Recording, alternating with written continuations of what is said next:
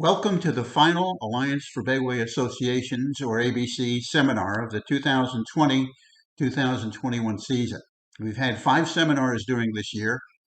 All of them have been virtual as the pandemic has prevented us from meeting as a group.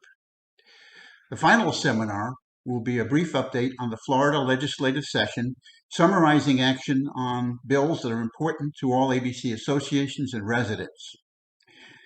This legislative session ended on April 30th, and Governor DeSantis will now be considering the bills that passed.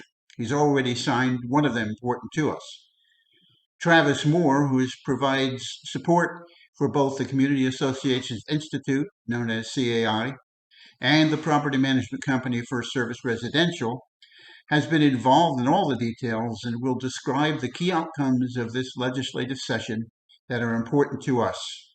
Travis, you are one of our regular guest speakers, so welcome again.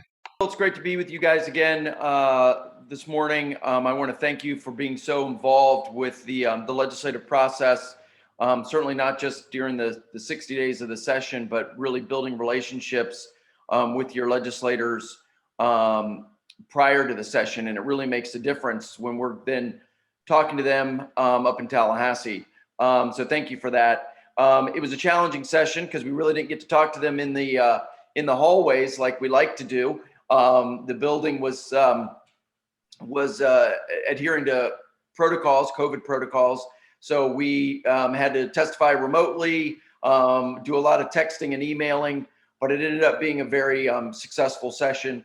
The one bill that's been that passed that has already become law, so it was signed by the governor, became law immediately, was the COVID liability bill, which I think is very important. I'll just mention real quickly. Early on, last spring and summer, the concern was, well, we want businesses and establishments to be able to open, but open safely and responsibly.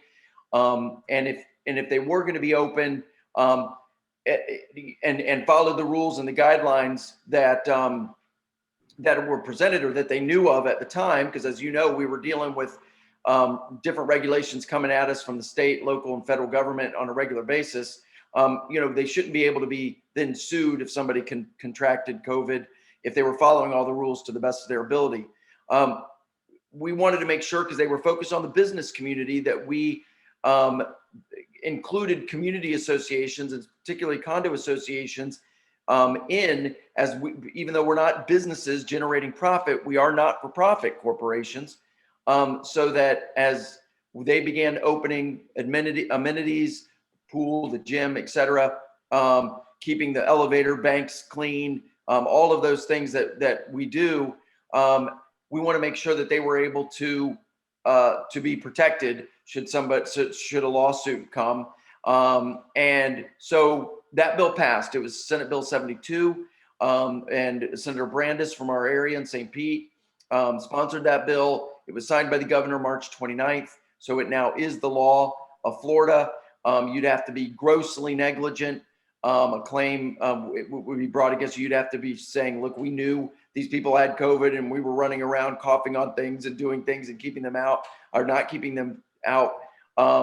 So we won't go into all of it right now, but that bill did pass and is very helpful to community associations, just because, and I'll just say, all of our insurance policies exclude virus. So if a claim was brought and you tried to file a claim with the master policy of the association, the master policy is going to say, well, that's an exclusion. We exclude virus. So then the association will be on the hook for it. So that passed. Every year we deal with short-term rentals. Again, bills were filed this year dealing with that. We early on wanted to make sure that if a bill did pass regarding regulating short-term rentals from the state instead of the local governments as we have now, that we associations were not, our rules and regulations and procedures were not preempted or made null and void. So we were able to get language put into the bill early on that said, an association documents now, even if they change them and amend them in the future to deal with rental restrictions, that that pertains, that's the law of the land for that community and cannot be preempted. It is not preempted by the state in any way to really give us that local control. Ultimately, those bills did not pass. We did not push for them to pass. We just said, look, if they're going to pass, we want to make sure we're protected. They did not pass. So obviously we are protected there. A big association bill, there'll be information coming out in the next weeks and months that deal with this bill, which was Senate Bill 630. And if you want to look up any of these bills, you can go to www.flsenate.gov and just put up in the number 630 up in the top, and it'll bring you all this information. This bill passed, has not gone to the governor. When it does go to the governor, he is expected to sign it. If he signs it, it would become law July 1. It deals with everything from increasing the amounts that you can charge for a transfer fee. We've been arguing for a number of years that transfer fees that some associations have aren't even covering the background checks that they're required to have. It was capped at $100. It's been that way for over 20 years. You do one background check, an international background check for, and if you have a couple, you got to do two. You'd be well over the $100. So we tried to just carve that out. That didn't work. We did some other things. We were able to just increase that to $150 and then tie it to the consumer price index. So that'll go up. Things like when we passed the term limits for board members back in 2017, there was some thought that, that 8 years was retroactive. We make it very clear in this bill that it is prospective. It does not start. Everybody's 8 years start on July 1 of 2018 when that law went into effect. We allow for condominiums to now, in alternative disputes, to take, if they want, to take advantage of mediation that's afforded to HOAs. That's working very, very, very well. Condos have always just used arbitration, which is run through the state. DBPR, it was something that for a number of years was great, but now they're down to, I think, less than 4 arbitrators. It was taking a lot of time. It was not helpful, nearly as helpful. So it gives you like that kind of option. A big part of that bill also is emergency powers. We early on with the pandemic realized that even though we have an emergency powers authorization in our statute for condominiums and co-ops and HOAs, it was only triggered by a natural disaster. So even if the governor declared an state of emergency, if it wasn't for a natural disaster, because that's what we were working with, was hurricanes in the past, it was not for this. So we worked with DBPR, a release. They put out a statement in last spring saying, hey, associations are able to operate under their emergency powers, having virtual meetings, being able to do all of the things that you're able to do in a state of emergency. We were able to then codify in that law that in Senate Bill 630, that emergency powers are also for a natural disaster. For a public health related disaster such as COVID. So we were able to make that change. We also made a change dealing with, and this will segue into some insurance issues, subrogation, which was something where, most of the time it's water claims, quite honestly, but a unit owner's policy, which is called an HO6, their policy covers that interior of a unit, as we all know. The association's policy covers all that paint out. Well, if you pay and you have some water damage due to no negligence of your own, just a pipe breaks, no negligence of the association, pipes and walls, it happens. If the damage was then fixed, and say that unit owner's policy paid $4,000, fix the flooring, fix the cabinets, whatever was damaged, they would then a few weeks later submit this claim to the master policy of the association and say, hey, association, you owe us $5,000 or $4,000, whatever we paid to Mr. Smith to fix his unit. And that was the premium he was paying for. He was supposed to be being paid. Back before 2010, that is not how it worked. You were not allowed to subrogate because an association isn't allowed to subrogate against a unit owner. And we'd love to do that. Say, hey, you left and didn't do your, do maintenance, and you left for the summer. But we aren't allowed to subrogate against them. They're not allowed to subrogate against us now as of this bill. So it just provides a good balance. Certainly, if there's a lawsuit or a claim that that a unit owner wants to bring, they can bring it themselves, but their company no longer can go after another company. Subrogation is something that we most often hear of in the insurance world. My car gets fixed, but I didn't cause the accident, so my company subrogates against somebody else's. But we were able to make that change, which will do. There were associations were getting a letter saying you owe us $5,000.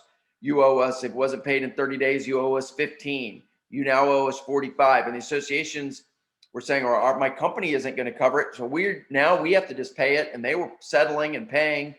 Or if it mentioned mold, immediately the master policy was excluding it, saying, "Oh, you said the word mold, we exclude mold. You got to pay it." So this will provide in our liability policies for associations some significant savings, which obviously gets passed on to all unit owners. So that is all in 630. For years, you guys have spearheaded the matter of derelict vessels.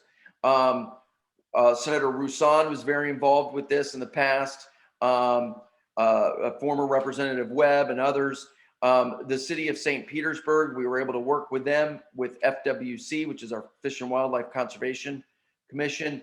And we were able to put the derelict vessel language that had been filed in the past as a separate bill into a bill that's 1086. It's a big bill that deals with boating issues for FWC.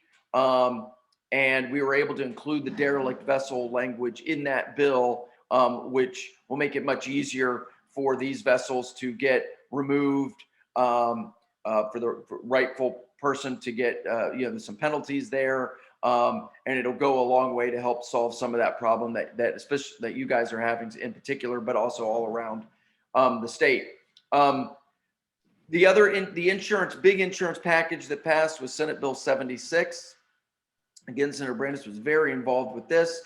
It went back and forth. It ended up being a first step. It did about 50% of what we wanted. It will curtail some of the abuse that's out there regarding fraudulent claims. It reduces the amount of time that you have to submit a claim from 3 years to 2 years. States like Louisiana only have 6 months. So I think 6 months is too little. We, as you know, commercial residential, we have complex claims. I think it probably takes longer than a year, but I thought 2 years was a good place to be instead of 3. We were looking at the claims from Hurricane Irma that were filed, and the ones that were all filed between 2 and 3, especially right at the end. September 10th of 2020 was a big day because that's when the 3 years statute of limitations ran out for Irma. And when you look at those, the vast majority of them were fraudulent claims. I mean, you should know whether or not you have a claim in 3 years and be able to submit that. Now, if you have a supplemental, as you get involved in your claim and you have a supplemental claim to that original claim, you have an additional year for that. But that initial claim has to be filed within 2 years. The way attorney's fees are handled is changed significantly to make it less a less litigious environment, which is something that the carriers really need. Florida accounts for about 7 to 8% of all claims nationwide, but we account for about 76 to 77% of all litigation. So companies are like, we're not coming. We're just going to get sued, and it's a situation where you'll bring a lawsuit, and the plaintiff will get about $147 winnings, and the attorneys will end up getting $10,000 for attorney's fees, and it's just not a fair and equitable, and it prevents companies from being able to have an environment that they can make money in and operate their business in. So all of those kinds of things, like I said, public adjusters, some solicitation issues. They can't just come run around and give you gift cards to get up on your roof. All of that was included in Senate Bill 76, which we think will help at least stabilize I don't know if we'll see reduction immediately in rates. I think that we're going to need to make some significant changes next year, particularly on commercial residential. But this certainly will provide some stabilization because these rates have been just going straight up 25, 30, 40%. I think that covers one thing. I did also want to mention that Senator Brandis and Representative Cheney both filed legislation dealing with the Bayway and the maintenance and landscaping and maintenance of the Bayway and how all that is being handled in an equitable way through DOT. That really got DOT's attention. And so while the bill did not pass, oftentimes just sending that message makes such a big difference. And Senator Brandis has set up a meeting, and I know he's invited some of the leadership to come and participate in that. So I know you guys, I think Richard and others will be at that meeting. Harold, on the 25th of this month, and DOT is coming, listening, because they know that if they don't get it right, that certainly that legislation could be filed and they'll be kind of forced to do it. So I also want to mention that again, just shows your involvement is paying off. Do you have any other questions, Bill? Well, Travis, I just thought that was an excellent summary of what has happened, and we're very, very appreciative of all that you have been doing for us. So, thanks very much for all that you've been doing. Let me take everybody else off of mute, or everybody else should unmute themselves, and we could just have a general discussion if there's any questions anyone has of what you've done, and I'll put us on the gallery view as well. Okay, we're all back. I guess it's interesting in the general condominium bill. There were a number of things that are going to be important, and we need to make sure that the property management companies are very aware of all of those changes having to do with $150 that you mentioned, and yes, yeah. So you have a mechanism to make sure that happens. Correct? Oh yeah. Okay. Yeah, I mean, I'm getting the information is all gone to, like I said, First Service. We're doing webinars. We're doing all that First Service, and then also COMC that Debbie Reinhardt and all of them belong to. They'll all be aware of it as well. Okay. And I'm doing like these lunch and learns with these management companies starting on the 14th. Okay. Because good. I'm authorized, I'm approved by DBPR that when I I can give a continuing education course for 1 hour. So they get 1 hour, because a licensed manager has to have so many hours of continuing education. So they can take this course and it counts as one of their hours. It's like a legislative update. Okay. So they do. Any other questions for Travis? I'd like to say, Travis, we thank you for your support and guidance and helping us with the property insurance issues. It's incredible being a relatively newcomer to Florida. I've been here almost 4 years. The fraud and abuse, it happens all across the country, but no, we as right. Yeah, we as individuals, the people who pay the premiums or pay it to our associations and individually, everything impacts us. And Sure. So I think this is definitely a very, very good step in the right direction. As you mentioned, we may not see anything right away. It starts to stabilize, but at least our goal, and we'll keep on this, is to help curtail this Right. fraud and abuse. And it's incredible. Yeah, I mean, we have to stop the straight up. If we plateau, and then we can start to bring it back down. So. Yeah. So thank you. We look forward to working with you even more. Oh yeah, no, it's been great. It's been a good team. Travis, I want to thank you very much for your support. I think you did a marvelous job at throwing out a lot of information in a very short period of time. Excellent job. Thank you, Harold. I appreciate it. Anyone wanting to see more detailed information on the legislation that has been discussed today can find it on the Florida Senate website. The Senate bill numbers and website are shown on this slide. You will be able to see the legislators who sponsored each bill, the history of the bill as it made its way through various committees, and changes in the bill language until its final passage. We will end this seminar by wishing all ABC Association residents a safe and enjoyable summer. We will see you again in November and hope that we can resume in-person meetings. But there's one more very important item that we'd like to mention. As previously communicated, our good friend and colleague Walter Donnelly passed away recently. There will be a memorial service for him on June 14th. Information on the memorial is on this final chart. All ABC residents are welcome to attend to pay tribute to Walter.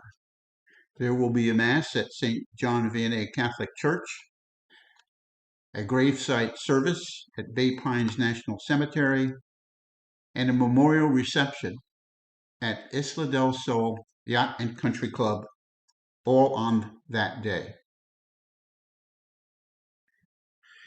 This last chart is the one that we use to end all of our ABC seminars.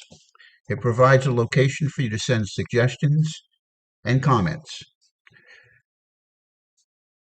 Please have an enjoyable and safe summer. We look forward to seeing you in November.